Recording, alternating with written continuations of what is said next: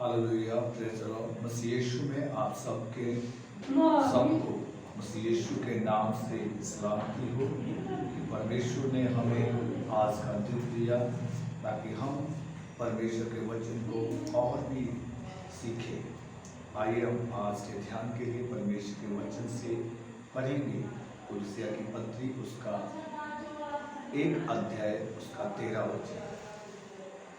परमेश्वर के वचन कुलसिया 1:13 में लिखा, उसी ने हमें अंधकार के वश से छुड़ाकर परमेश्वर के पुत्र के राज्य में प्रवेश करवाया। यहाँ पर हम परमेश्वर के वचन से देख रहे हैं, उसी ने हमें अंधकार के वश से छुड़ाकर अपने प्रिय पुत्र के राज्य में प्रवेश करवाया। जब हम अंधकार के वश में थे, हम लकड़ की, पत्थर की, जानवरों की, पक्षियों की, पेड़ों की पूजा करते थे, मगर परमेश्वर मसीह यीशु के बीच में होकर जब पृथ्वी में आए, हमारे ऊपर मसीह की एक सच्ची ज्योति चमकी, जिसके कारण हमें मालूम चला कि हमारा उद्धारकर्ता 12 साल पहले वह मनुष्य बनकर पृथ्वी में आए। परमेश्वर का इस पृथ्वी में आने का उद्देश्य क्या है? परमेश्वर मनुष्य का रूप मानकर लेकर क्यों आए? परमेश्वर स्वयं अपने रूप में आ सकते थे, परमेश्वर स्वर्गदूत के रूप में आ सकते थे, मगर परमेश्वर अपने मनुष्य के रूप में क्यों आया? उसका कारण हम गंभीरता से जब परमेश्वर के वचन से देखेंगे तो हमें मालूम चलता है कि परमेश्वर मनुष्य के रूप में होकर इस पृथ्वी में क्यों आए, कि परमेश्वर मनुष्य को कितना प्यार करते हैं। परमेश्वर दुनिया को ये बताना चाहता है कि जब वो मनुष्य के रूप में आए तो जो आदम भूख के पीछे, खाने के पीछे, खाने की वस्तु के पीछे परमेश्वर के वचन को छोड़ दिया, उसकी आज्ञा को छोड़ दिया, दूसरा आदम प्रभु यीशु मसीह जब मनुष्य बनकर इस पृथ्वी में आए तो उसने कैसे भूख पर जय पाई।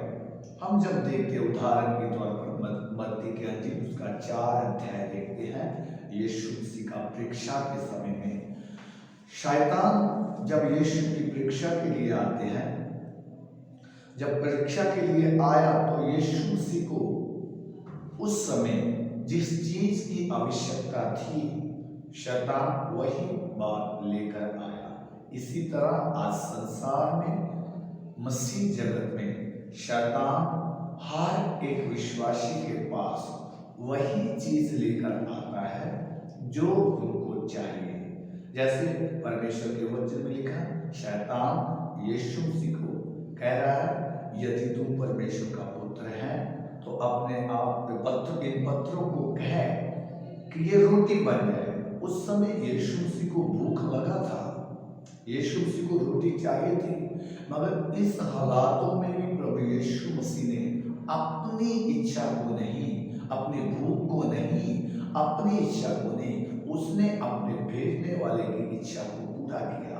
उसने शैतान को बोला, यदि मनुष्य चाहे अकेला रोटी से नहीं, वो परमेश्वर के वचन से जीवित रहता है। फिर शैतान उनको एक बड़े पहाड़ के ऊपर ले गया, सारा राज्य, सारा मनुष्य जाति जो कुछ भी था उसको दिखाया। उसने बोला, अगर तू मुझको झुककर माथा टेकेगा तो ये सब राजभाग तुझको दे दूंगा। यीशु ने फिर वचन से जवाब दिया कि मनुष्य, लिखा है, मनुष्य अपने परमेश्वर के सामने झुके और अपने प्रभु परमेश्वर को ना माने। तीसरी बात, यीशु मसीह को जब वो हैकल के ऊपर लेकर गए तो उसने बोला, तू अपने आप को इस हैकल से नीचे कर। लिखा है कि दूत तुझको उठा ले और मत तेरे पांव को चोट मत लगे। परमेश्वर के वचन से देखते तो प्रभु यीशु को बड़े सुंदर और धीमे से ये वचन से जवाब देते हैं। अब लिखा है अपने प्रभु परमेश्वर को नाम लेना। मेरे कहने का मतलब ये परमेश्वर के वचन हमारे सामने है। परमेश्वर जो बोल रहा है उन बात को, सदर्भ को हमें समझ आता है। शैतान जब भी हमारी परीक्षा लेकर आते हैं, परीक्षा लाता है, तो मेरे अजीजों वो वही चीज लेकर आता है जो हमें चाहिए।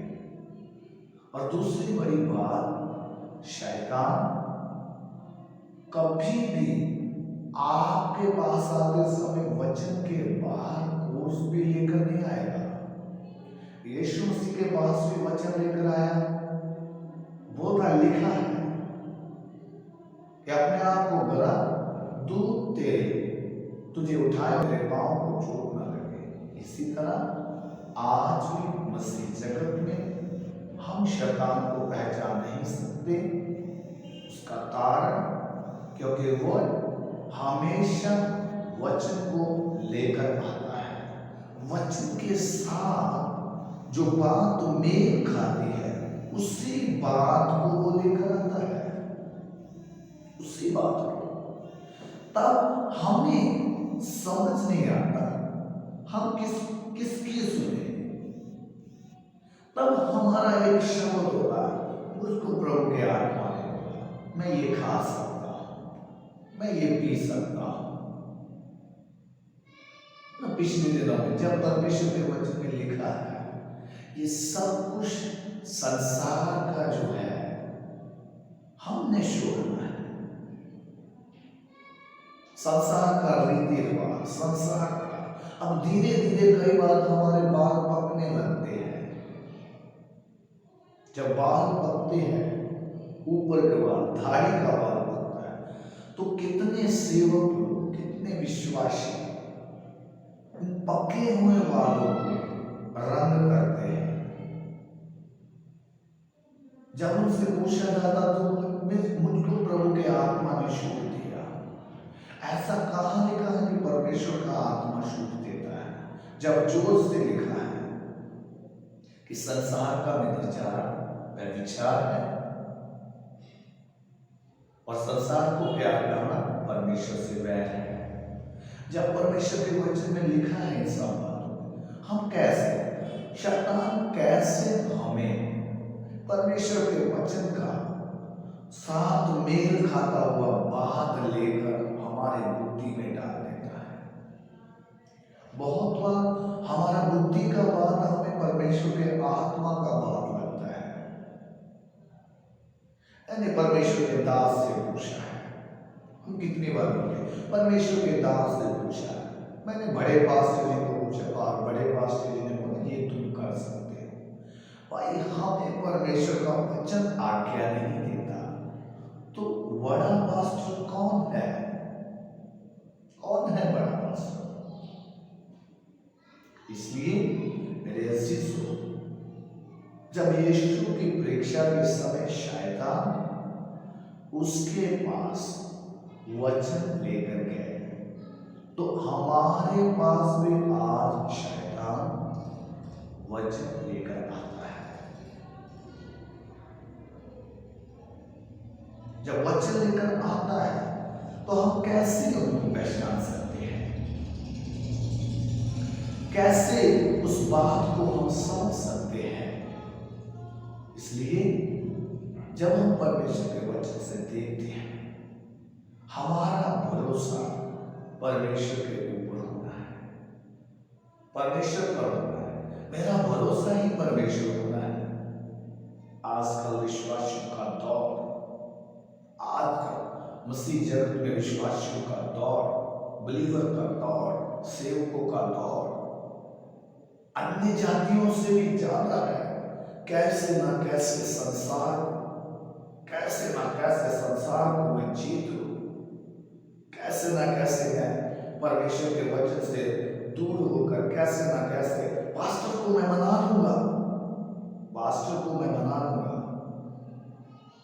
उसको 10 वन देकर, दान देकर मैं सेवक को मनाऊंगा। मगर ये बात समझ नहीं आती, शैतान आपको कैसे फंसा रहा है। आप बोलेंगे परमेश्वर मेरी जरूरतों को पूरा कर रहा है। कैसे? जब आप उन जरूरतों के पीछे दौड़ रहे हैं तो कैसे परमेश्वर आपकी जरूरतों को पूरा करेगा? कैसे? जब हम उस दौड़ में लगे हुए हैं तो कैसे परमेश्वर आपकी जरूरतों को पूरा करेगा? परमेश्वर बोल रहा है स्वर्ग की वस्तुओं की खोज में लगे रहो। हम एक प्रत्येक विश्वासी को परमेश्वर का वचन बोल रहा है, स्वर्ग की वस्तुओं की खोज में लगे रहो।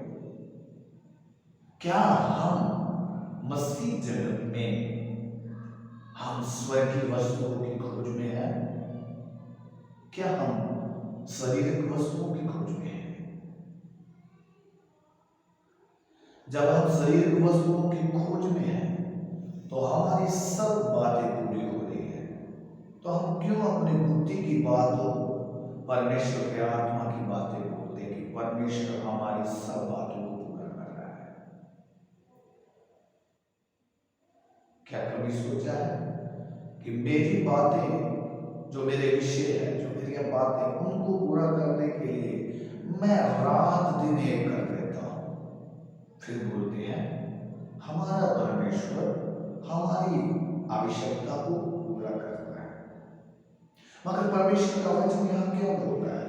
हम जब भजन संहिता 37 का 4 वचन पढ़ते हैं, उधर में लिखा है तुम अपने परमेश्वर पर मगन रहे, वह तेरे मनोहर को पूरा करेगा। जब हम परमेश्वर की ओर अपना ध्यान लगाएंगे, परमेश्वर की ओर चलेंगे, हमारा जीवन परमेश्वर की ओर बढ़ेगा। हमारे जीवन में परमेश्वर के वचन को पूरा करेंगे। हम अपना पूरा ध्यान परमेश्वर की ओर लगाएंगे। स्वर्ग का परमेश्वर हमारे हर एक मनोहर को स्वर्ग से पूरा करेगा, स्वर्ग से पूरा करेगा।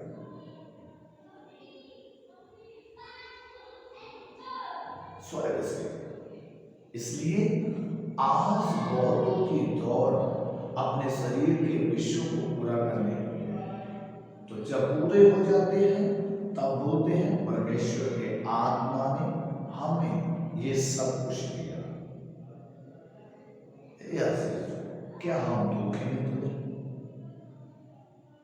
क्या परमेश्वर का वचन हमें ये सिखाता है कि अपने शरीर पूर्ति को पूरा करो, जागरण करो?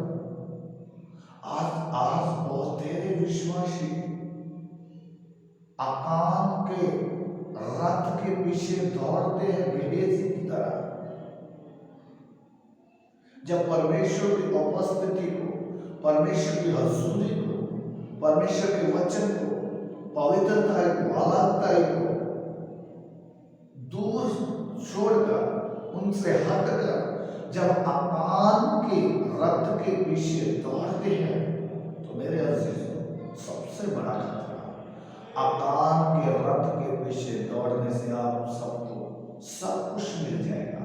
आकाम के रथ के पीछे जब गेहजी दौड़ा, उसे कपड़ा मिला, उसे चांदी मिला, जिस चीज के पीछे वो दौड़ा उसको मिल गया। मगर याद रखना ध्यान से, रथ के पीछे दौड़ने से उनको जिसके पीछे वो भागा वो मिल गया, साथ में आकाम का सारा कोड गेहजी के ऊपर आ गया।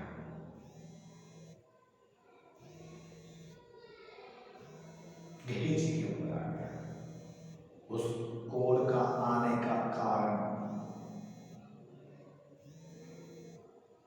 गेहजी आकाम के रथ के पीछे दौड़ा।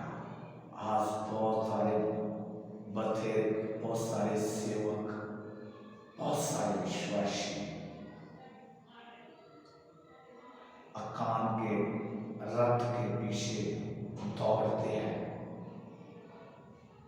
ऊंचाई उनको मिल जाता है, साथ में आज भी उनको आकाम का बोझ मिल रहा है, जो बोझ उनको परमेश्वर के राज्य से दूर करता है और नरक के नजदीक करता है।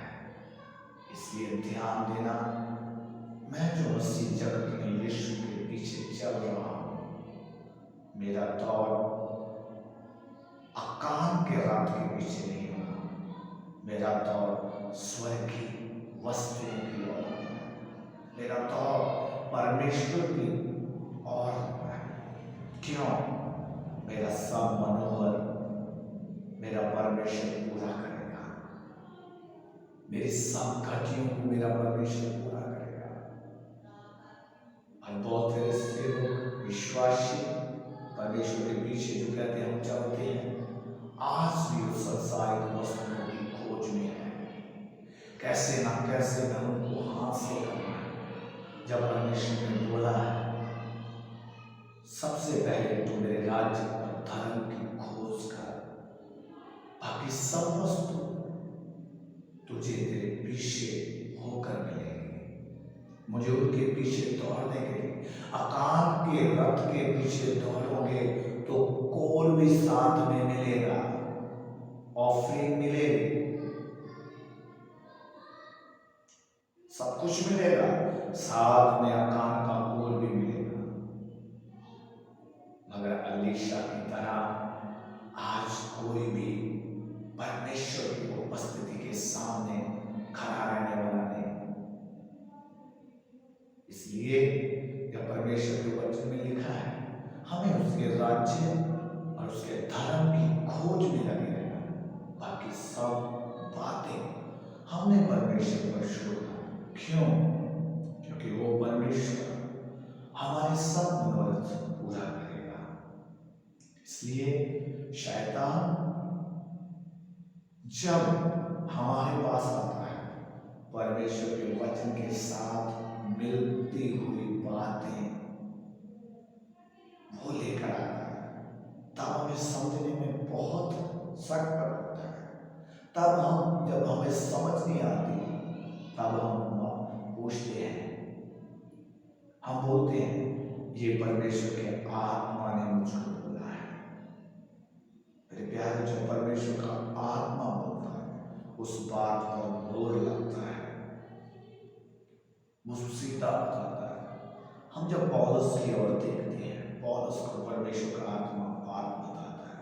पौलुस बोलता है मुझे मालूम है जब मैं यरूशलेम में जाऊंगा वो लोग मुझे पकड़ेंगे, मारेंगे, फिर भी मैं आत्मा का बाधा हो जाता हूँ। आत्मा जब एक व्यक्ति को कैद करता है, जब एक आत्मा चलाता है, परमेश्वर का आत्मा चलाता है, तब हर बात में स्वर्ग की ओर से बोल लगता है, खुलकर मिलता है, समझ आता है। और परमेश्वर का आत्मा सांसारिक बातों से, संसारिक बातों से, शारीरिक आवश्यकताओं से हमें दूर रखता है। बहुत बार हमारा खुद का आत्मा हमें वश में ले लेता है, तो हम बोलते परमेश्वर का आत्मा है। इसलिए जाति बातें नहीं, परमेश्वर का वचन पूरा करना। इसलिए परमेश्वर के वचन में लिखा है, मत्ती में, रोमिया में भी लिखा है, परमेश्वर का राज्य बातों में नहीं। परमेश्वर के वचन में लिखा, परमेश्वर का राज्य और बातों में नहीं है। उनके लिए जोर मारा जाता है, उनके लिए जोर मारा जाता है। क्या हम परमेश्वर के राज्य के लिए जोर मार रहे हैं? क्या हमारा जान परमेश्वर के राज्य के लिए है या संसारिक बातों के? मैंने शुरू में बोला, मनुष्य बनकर यीशु मसीह क्यों आए? आज से 2019 साल पहले वो मनुष्य बनकर पृथ्वी में आए, मनुष्य बनकर इस पृथ्वी में चले, मनुष्य बनकर लोगों को बताया कैसे परमेश्वर के राज्य में हम प्रवेश कर सकते हैं। यदि हम चाहें तो हम सब कुछ कर सकते हैं। मैं आपको एक उदाहरण देना चाहता हूँ।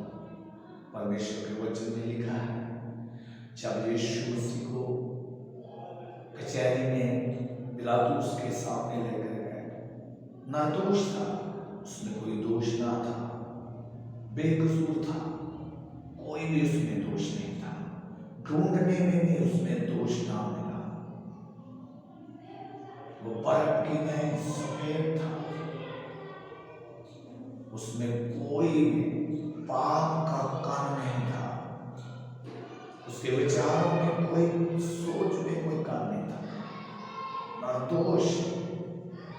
परमेश्वर मनुष्य बनकर कचहरी में खड़ा है, जब उसको सजा दी, उनको क्रूस दी। जब क्रूस उठाकर चल रहा है तो मेरे अजीजों, सारा संसार का पाप का भार उस सलीब पर है। जब वो लेकर चल रहा है, उसके ऊपर चल रहा है, वो गिरता है, उठता है, गिरता है, फिर उठता है। उधर जब हम पढ़ते तो वो बोलते हैं, तेरी सलीब उनको दे दे, बोलता नहीं उठाऊंगा, उसने उठाया। क्यों? वो सलीब और गिरना और उठना ये बताता है, यदि मनुष्य चाहे वो चल सकता है। इस वचन के ऊपर, यदि मनुष्य चाहे शैतान की हर बात को समझ सकता है। उसके लिए हमें सच्ची संगति की, परमेश्वर की, फेलोशिप की, उपस्थिति की जरूरत है। हम कर सकते हैं। इसलिए इन दिनों में हमारा दौर पृथ्वी का नहीं है। जब हालात इतने गंभीर होते हैं, जब हम संसार में इन हालातों को देखते हैं, ये हालात हमें बता रहे हैं, हमारा दूल्हा यीशु मसीह, जिसकी हम वेट करता है, जिसकी हम अडीक में हैं, वो दूल्हा बहुत जल्दी आ रहा है। इसलिए हम संसार की सब बातों को छोड़कर यीशु मसीह की ओर ताकते उतरना है। आज अपने सिरों को झुकाएं, प्रार्थना करें, वचन पर मदद करें। हमारे स्वर्गीय पिता, हम आपको धन्यवाद देते हैं इन वचनों के लिए। प्रभु, कैसे आप मनुष्य बनकर इस पृथ्वी में आए, कैसे संसार के ऊपर, हर बात के ऊपर आपने मनुष्य को जय पाकर रखाया। कैसे चले, यदि मनुष्य चाहे तो चल सकता है। प्रभु, इन दिनों में हम तुम्हारे आत्मा की बातों को ऊपर ध्यान दें, स्वर्ग की वस्तुओं पर ध्यान दें, शरीर पर नहीं। प्रभु, एक एक करते को, जितने भी तेरे वचन को सुनते हैं, इस वीडियो के माध्यम के द्वारा एक एक को आप आशीष दो, एक एक की सेवकाई में आशीष दो, एक एक के विश्वास में आप रखवाली करो। प्रभु, इन वचनों के लिए तेरा धन्यवाद करते हैं, आपके हाथ में सौंप देते हैं। प्रार्थना प्रभु यीशु मसीह के नाम से मांग लेते हैं, आमीन। प्रभु सबको